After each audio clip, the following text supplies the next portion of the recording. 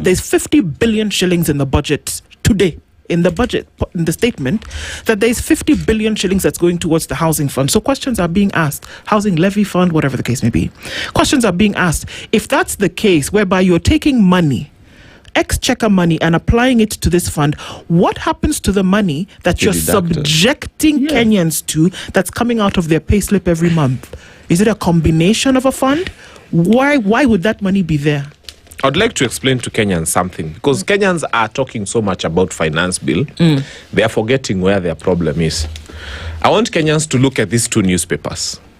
This is the budget, this is the finance bill. Yes. So what these crooks do, they go and sit in parliament and create something they call a budget. Okay. And so they create a budget of 4.8 trillion shillings.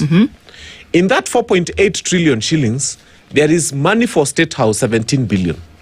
There is Kindiki's money for 8 million per day to fly. There is 11 billion for the president to fly around the country. You see, State House. Another 5 billion, I don't know, for local travel. That is the budget. And then we have the finance bill. Now, this evil thing we've been fighting called finance bill is supposed to make proposals on how we are going to raise money to finance this budget. Okay. So I've been telling Kenyans, our problem is not finance bill. Our problem is the budget. We need to come and ask, why is a PS rolling around in a 25 million shillings car? That's nonsense. Wanyang'anyo wapatue NZ, kila mtu wapatue fielder ya 2 million. Panakuja na gari zao. If you can't, no, you can be given a state car, a fielder, 2 million, okay? If you can't do in a Toyota fielder for 2 million, go and do whatever else that you're supposed to do. Okay, so we are budgeting excesses. We are wasting money. First, we create an avenue to waste money. And then we come and kill Kenyans with a finance bill to help us finance a budget for 4.8 trillion. If we were to be serious as a nation, what we need to do first is to say, this budget has a problem. Okay, Gary ya PS ya 25 million, toa. President, sijui traveling, I don't know, 11 billion, toa. We remove. Kenya will be left with a healthy budget of 3.5 trillion, thereabout. Now, this finance bill will not be as punitive because it is not carrying a very heavy weight. So the biggest problem we are having is that kind of nonsense, where you look at the president now. We don't remember the last time he was on Kenyan soil. And you see the word tour, like to tour a place, and the word Ruto. The only difference is how you write. If you take the word tour, you rearrange, you'll get Ruto. If you take Ruto, you rearrange, you'll get tour. He's touring the world at an expense to us. It's so expensive to have him as our president touring the world. Sometimes I even think that we should wait for him at the airport. Ako Kandege, we ask questions. Because now we can't occupy State House, but we can occupy the airport. We wait for it to land.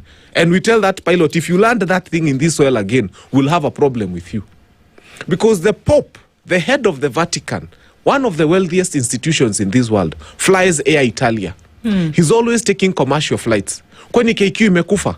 We have so many Boeing 787s. I don't know Boeing what. I've been telling Kenyans, a standard Boeing flight has about 189 passengers. Okay? So 189 passengers. Let us imagine he's going to the US. The air ticket right now is about 200,000 per head. So tumhesabia 200,000 times 189. That is 34 million. So let us pay for him a complete Boeing, him and his entourage, nothing else, to Meikomboa.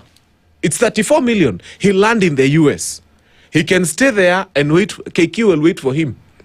And then once he's done, we pay another 34 million, 64 million, instead of spending 537 million in a luxury jet.